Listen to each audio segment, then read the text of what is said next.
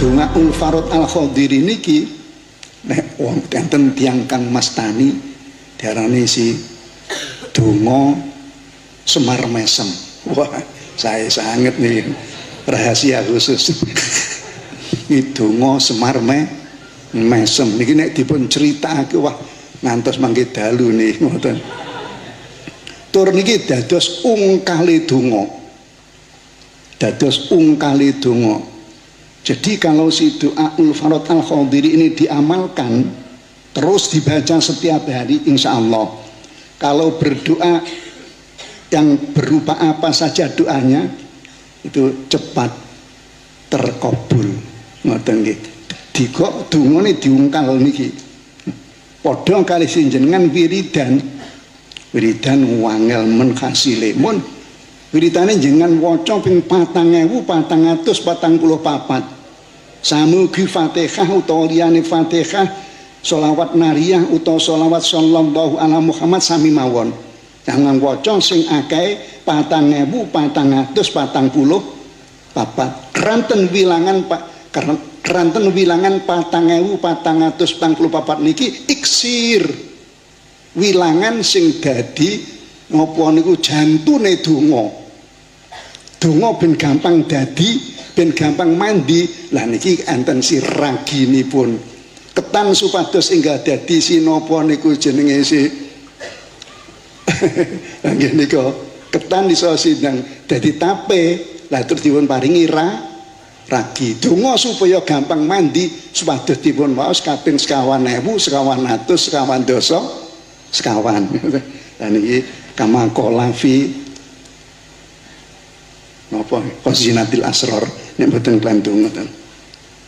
Sampun dados setengah saking sakderengipun kula waos Doaul Farod Al-Khadiri ngasaking faedahipun den ngapura dosane, langgeng bungae, mandi dongane, jembar rizkine, den paringi hasil cita-citane, den paringi menang musuhe kalah, den paringi rizki min haitsu la yahtasib. Masyaallah niki sing rahasia pabrik niki. Donga Semar Mesem lan lintu-lintunipun ngoten nggih.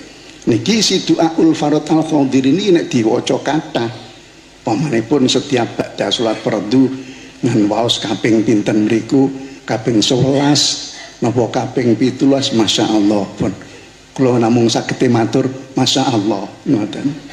Mungkin mangke dumuginipun wonten ing niki den paringi rezeki min haitsu la yahtasib niki mungkawon jarang-jarang ingkang sumerep niki ngoten. Sing apal nggih jarang-jarang, sing sumerep paedah nggih jarang-jarang ngoten. Niki nalika wonten salah setunggalipun kiai niki nalika si ngaos Ihya dumugi pas niki masyaallah saestu oleh pesen-pesen dateng muridipun kon nglakoni si temenan. Muga niki enten faedah sing niki den paringi rezeki min haitsu la yahtasib niku masyaallah ngoten. Ampun donganipun Allahumma bismillahirrahmanirrahim. Allahumma kamala taftafi azumatika dunalu dofa wa alau tabi azumatika alal udhama wa alim tahta ardika ka ilmika bima fawqa arsyik wa kanat wasawi susudurikal alaniyati indaka wa alaniyatul qawli kasirri fi ilmika wa qada kullu syai'in azumatika wa khada'a kullu di sultanin di sultanika nasara amrud dunya wal akhirati kulluhu biadika ij'alni min kulli hammin asbahtu wa amsaitu fihi farajan wa makhraja. Allahumma inna afaka an dzunubin wa tajawuzaka an khati'ati wa satraka ala qabihi amali atma'ani an as'alaka ma la astaujibuhu mimma qassartu bihi atuka aminan wa as'aluka musta'nisan wa innaka musinu ilayya wa anal musi'u ila nafsi fi ma baini wa bainaka tatawaddatu ilayya bi nikmatika wa atabaghadu ilaika bil ma'asi walakin thiqatu bika hamalatni al jarraati alaik fajud. Niki nek terata tulisanipun wonten kitab Ihya Faud dan kitab Ihya Faud, tapi kiai-kiai ingkang maosaken niku dipun gantos fajud ngoten. fajud bi fadlika wa ihsanika alayya innaka antat tawwabur rahim. Kaping sepindah ini paling sekedhik kaping sepindah ngoten. Dene-dene saged ngajekaken enjang kaping sepindah sonten kaping sepindah utawa langkung kathah wekdal dalu dipun waos sekawan dosa setunggal masyaallah.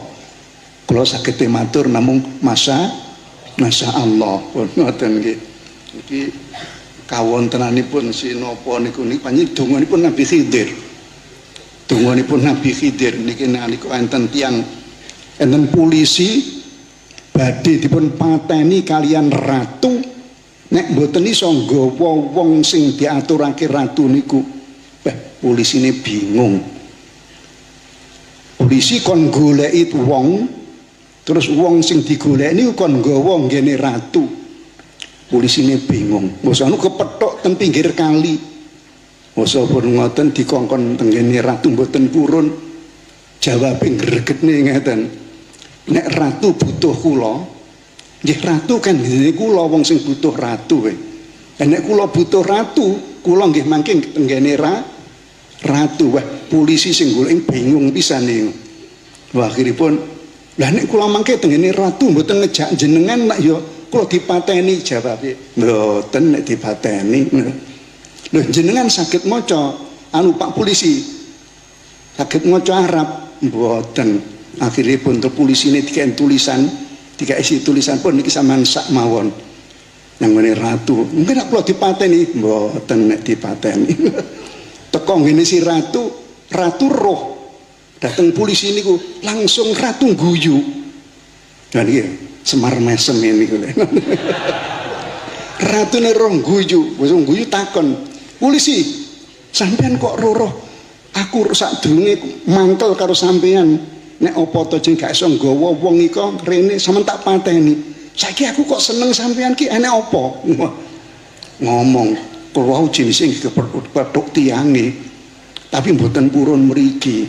Kula digawani niki." Apa? Didelok kali sinapa Ratu Mangsur, Ratu Mangsur. Delok.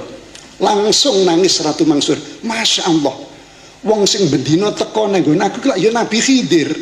Ngoten. Langsung nangis Ratu niku. Basa pun ngoten niku ratu napa polisine mboten sida dipateni kae duwe akeh. Waduh niku napa sing dadekne seneng ngene iki. Mula sang kae duwe akeh ngoten. Nah niki nggih ngoten niku kula niku natos zaman sian tapi enten lare mriki enek masalah ngoten. Kena masalah kula gawane niki kula tulisane nggih pun samang sak ngoten mawon. Lah mosok tenggone wis nggone persidangan empun mboten sida dadi mulih disangoni. Alhamdulillah. Niki doaul farad alqa ndiri niki rada kula genahake faedahipun masyaallah.